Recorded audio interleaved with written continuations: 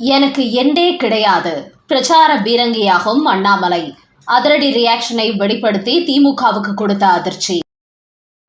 வணக்கம் நண்பர்களே. தமிழக பாஜக தலைவர் அண்ணாமலையின் 3 ஆண்டு பதவிக்காலம் முடிந்ததை அடுத்து அவருக்கு மத்திய அமைச்சர் பதவி கொடுக்க இருப்பதாக பரவலாக செய்திகள் ஓடிக்கொண்டிருக்கிறது. இந்த நிலையில் தற்போது அது குறித்து அண்ணாமலை தெளிவுபடுத்தியிருக்கிறார். அவர் கூறும்போது, தமிழ்நாட்டிலிருந்து என்னை பேக் பண்ணி அனுப்ப வேண்டும் என்று யாரும் நினைக்காதீர்கள். டெல்லிக்கு அரசியலுக்கு நான் ஒரு நாளும் செல்ல மாட்டேன். தமிழ்நாட்டில் தான் சுற்றி கொண்டிருப்பேன். என்னுடைய சொந்த மண்ணில் இந்த தமிழ்நாட்டில் சாதிக்க முடியாததை வேறு எங்கும் சாதிக்க முடியாது. அதனால் தமிழக பாஜகவில் ஒரு சாதாரண தொண்டனாக என்ன பணி செய்ய டெல்லி மேலிடம் ஆணையிட்டாலும் அதை மகிழ்ச்சியோடு ஏற்பேன் என்றுதான் கூறியிருப்பதாக தெரிவிக்கும் அண்ணாமலை, என்னை பொறுத்தவரை ஊழலுக்கு எதிரான அரசியலை முன்னெடுத்தவன். இந்த கரப்ஷனை ஒழிக்கும் வரை நான் போராடி கொண்டுதான் இருப்பேன். குறிப்பாக தமிழக அரசியலில் ஏகப்பட்ட ஊழல் உள்ளது. அந்த ஊழலை ஒழிப்பதற்கு வந்த இந்த அண்ணாமலை அதிலிருந்து ஒரு நாளும் பின்வாங்க மாட்டேன். கண்டிப்பாக வரப்போகிற 2026 சட்டமன்ற தேர்தல் திமுகவுக்கு எதிராக பிரச்சார பீரங்கியாக இருப்பேன். திமுகவுக்கு எதிரான எனது அந்த அரசியல் போர் ஒரு நாளும் ஓயாது என்று கூறுகிறார் அண்ணாமலை. இந்த நேரத்தில் அண்ணாமலையின் தலைவர் பதவிக்காலம் முடிய போகும் நிலையில் அவருக்கு அடுத்து எப்படிப்பட்ட பதவி கொடுக்கலாம் என்று நிர்மலா சீதாராமனை அழைத்து மத்திய அமைச்சர் அமித்ஷா ஒரு கருத்து கேட்டுள்ளார். அப்போது அவர், அண்ணாமலை தமிழக பாஜகவில் இணைந்த பிறகு நம்முடைய கட்சியில் ஏராளமான இளைஞர்கள் இணைந்திருக்கிறார்கள். இவர்கள் எல்லாம் அண்ணாமலைக்காக வந்தவர்கள். கடந்த காலங்களில் தமிழ்நாட்டு அரசியலில் திமுக, அதிமுக கட்சிகளில் தான் இளைஞர்கள் அதிகமாக இருப்பார்கள். அதே நிலை தற்போது தமிழக பாஜகவிலும் ஏற்பட்டிருக்கிறது என்றால் அதற்கு அண்ணாமலை தான் காரணம் என்று கூறியுள்ள நிர்மலா சீதாராமன், அண்ணாமலையை மாநில தலைவர் பதவியிலிருந்து விடுவிப்பதன் மூலம் அதிமுகவை வேண்டுமானால் திருப்திப்படுத்தலாம்.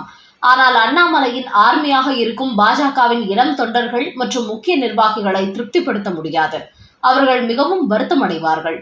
அதனால் அண்ணாமலை தமிழக அரசியலில் மிகவும் ஆக்டிவாக செயல்பட்டவர் என்பதால் அவரையும் அவரது ஆதரவாளர்களையும் திருப்திப்படுத்தும் வகையில் அவருக்கு நல்லதொரு பதவியை கொடுக்க வேண்டும். குறிப்பாக ராஜ்யசபா எம்பி பதவியேற்க அவர் விரும்பினால் அந்த பொறுப்பை கூட வழங்கலாம் என்றும் தன்னுடைய கருத்தை அமித்ஷா இடத்தில் கூறியிருக்கிறார் நிர்மலா சீதாராமன். இப்படி அவர்கள் ஒரு முடிவெடுத்திருந்த நிலையில்தான் டெல்லி அரசியலுக்கு வர விரும்பவில்லை, தமிழ்நாட்டு அரசியலில் தான் இருப்பேன் என்று அண்ணாமலை தற்போது தனது நிலைப்பாட்டை தெரிவித்து விட்டதாகவும் செய்திகள் வெளியாகியுள்ளன. அதோடு 2026 அதிமுகவுடன் கூட்டணி வைத்து எடப்பாடி பழனிசாமியை முதலமைச்சர் வேட்பாளராக்க போவதாக அமித்ஷா கூறிய போது, ஆரம்பத்தில் அவரிடத்தில் தான் போட்ட டீல் குறித்த ஒரு விஷயத்தையும் மீண்டும் நினைவுபடுத்தி இருக்கிறார் அண்ணாமலை. அது என்னவென்றால், நீங்கள் எனக்கு தமிழக பாஜகவின் மாநில தலைவர் பதவி அளித்த போது 2031 ஆண்டில் தமிழ்நாட்டில் பாஜகவை ஆட்சியில் அமர்த்துவது என்று உறுதி அளித்திருந்தேன். அதற்காக எனக்கு முழு சுதந்திரம் வேண்டும் என்று கேட்டேன். அதை நீங்கள் கொடுத்தீர்கள். அதை நோக்கிதான் நான் அரசியல் செய்து கொண்டிருக்கிறேன். எனது பயணத்தில் பாதி தூரம் கடந்து விட்டேன்.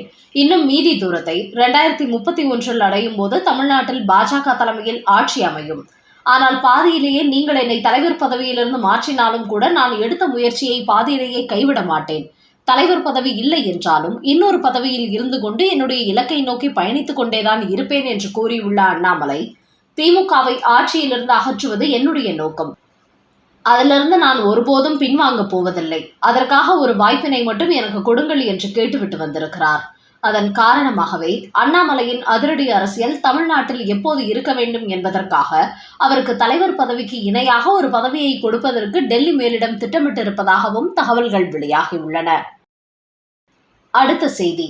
திமுக அரசு அனுப்பிய கடிதத்திற்கு ஜனாதிபதி கொடுத்த அதிர்ச்சி பதில். மரண பீதியில் மு.க. ஸ்டாலின். 13 அமைச்சர்களுக்கு சிக்கல். அண்ணாமலை அதிரடி தகவல். தமிழக முதலமைச்சர் மு.க. ஸ்டாலின் சட்டசபை தேர்தல் நெருங்கிக் கொண்டிருப்பதால் பாஜக அரசுக்கு எதிரான அரசியலை பெரிய அளவில் கையில் எடுக்க தொடங்கிவிட்டார். அதன் காரணமாகவே 2021 ஆண்டு சட்டமன்ற தேர்தலுக்கு முன்பு நாங்கள் ஆட்சிக்கு வந்ததும் முதல் கையெழுத்தே நீட் தேர்வை ரத்து செய்வேன் என்று கூறி வந்தவர், இப்போது வரை ரத்து செய்யாத மு.க. ஸ்டாலின் தற்போது மீண்டும் அதை கையில் எடுத்துள்ளார். அதோடு சட்டசபையில் நீட் தேர்வுக்கு எதிராக தீர்மானம் நிறைவேற்றியுள்ளார். இப்படி இவர் ஆட்சிக்கு வந்ததிலிருந்தே எத்தனையோ தீர்மானங்களை நிறைவேற்றிவிட்டார். அந்த தீர்மானங்களுக்கு எந்த ஒரு பலனும் இதுவரை கிடைத்ததில்லை. குறிப்பாக இவர் ஆட்சிக்கு வந்ததும் நீட் தேர்வை ரத்து செய்ய மத்திய அரசுக்கு அனைவரும் கடிதம் எழுதினோம் என்று பாஜகவுக்கு எதிரான அனைத்து கட்சிகளுக்கும் மு.க. ஸ்டாலின் அழைப்பு விடுத்தார். ஆனால் ஒரு மாநிலம் கூட அதை ஏற்கவில்லை. இதன் காரணமாகவே அதன் பிறகு நீட் தேர்வுக்கு எதிரான முழக்கத்தை கைவிட்டார். இந்த நிலையில் சமீபத்தில் நீட் தேர்வை ரத்து செய்ய வேண்டும் என்று ஜனாதிபதி திரௌபதி முர்முவுக்கும் ஒரு கடிதம் எழுதியிருக்கிறார் மு.க. ஸ்டாலின். அதையடுத்து அந்த கடிதத்துக்கு ஜனாதிபதி மாளிகை தமிழக அரசுக்கு ஒரு கடிதம் எழுதியுள்ளது. அதில் நீட் தேர்வு ரத்து செய்ய வேண்டும் என்று வலியுறுத்தி நீங்கள் சொன்ன காரணம் எதுவும் ஏற்றுக்கொள்ளக்கூடியதாக இல்லை.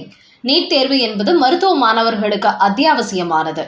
இதை இந்திய அரசாங்கம் பல்வேறு கோணங்களில் ஆலோசித்துதான் நடைமுறைப்படுத்தி இருக்கிறது. அதனால் இந்தியா முழுக்க நடைமுறையில் இருந்து வரும் நீட் தேர்வை தமிழ்நாட்டுக்கு மட்டும் ரத்து செய்ய வேண்டும் என்ற கோரிக்கை வைப்பதே தவறான கருத்து என்று சொல்லி மு.க. ஸ்டாலின் எழுதிய கடிதத்திற்கு ஜனாதிபதி ஒரு பதில் கடிதம் எழுதியிருக்கிறார். அதன் காரணமாகவே இனிவரும் காலங்களில் நீட் தேர்வு ரத்து என்கிற விவகாரத்தை வைத்து மு.க. ஸ்டாலினால் அரசியல் செய்ய முடியாத நிலை ஏற்பட்டுள்ளது. இந்த நிலையில் இன்று மீடியாக்களை சந்தித்த தமிழக பாஜக தலைவர் அண்ணாமலையிடத்தில் இதுகுறித்து மீடியாக்கள் கேள்வி கேட்டபோது நீட் தேர்வை ரத்து செய்ய முடியாது என்று ஜனாதிபதி திட்டவட்டமாக சொல்லிவிட்டார்.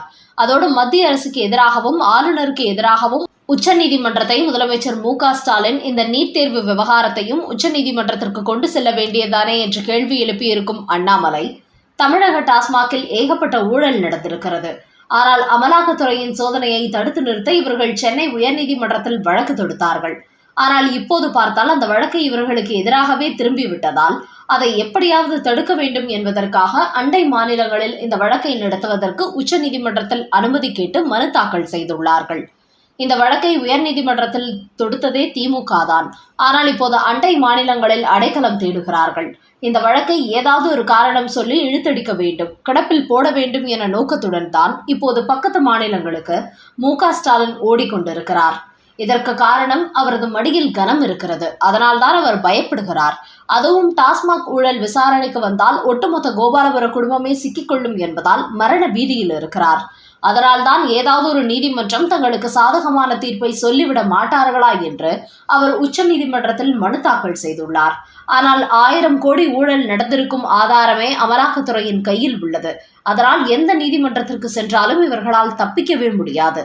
அந்த ஆதாரங்களை முன்வைத்து உச்சநீதிமன்றத்தில் அமலாக்கத்துறை வாதம் செய்ய தொடங்கினால் இவர்கள் சிக்கிக் கொள்வார்கள் என்று கூறியுள்ள அண்ணாமலை, இப்படி டாஸ்மாக் வழக்கில் அண்டை மாநிலங்களை நோக்கி ஓடும் ஸ்டாலின், தமிழகத்தில் உள்ள திமுக அமைச்சர்கள் 13 பேர் வருமானத்துக்கு அதிகமாக சொத்து சேர்த்துள்ளார்கள். அது குறித்த பட்டியலும் அமலாக்கத்துறையிடம் உள்ளது. அதற்கு எதிராக இவர் அண்டை மாநிலங்களுக்கு ஓடுவாரா என்றும் மு.க. ஸ்டாலினை நோக்கி ஒரு பகிர் கேள்வி எழுப்பியிருக்கிறார் அண்ணாமலை. நண்பர்களே, தமிழக பாஜகவில் எனக்கு எண்டே கிடையாது. மீண்டும் பிரச்சார பீரங்கியாக உருவெடுத்து திமுகவுக்கு ஒவ்வொரு நாளும் அதிர்ச்சி கொடுப்பேன் என்று அண்ணாமலை கூறியிருப்பது. நீட் தேர்வு விவகாரத்தில் தமிழக அரசு எழுதிய கடிதத்திற்கு ஜனாதிபதி கொடுத்த அதிர்ச்சி பதில் 13 திமுக அமைச்சர்களுக்கு வரப்போகும் சிக்கல். மரண பீதியில் மு.க. ஸ்டாலின் இருப்பது குறித்து அண்ணாமலை வெளியிட்ட தகவல் குறித்த உங்களோட கருத்துக்களை கமெண்ட் பாக்ஸில் பதிவிடவும். நன்றி, வணக்கம்.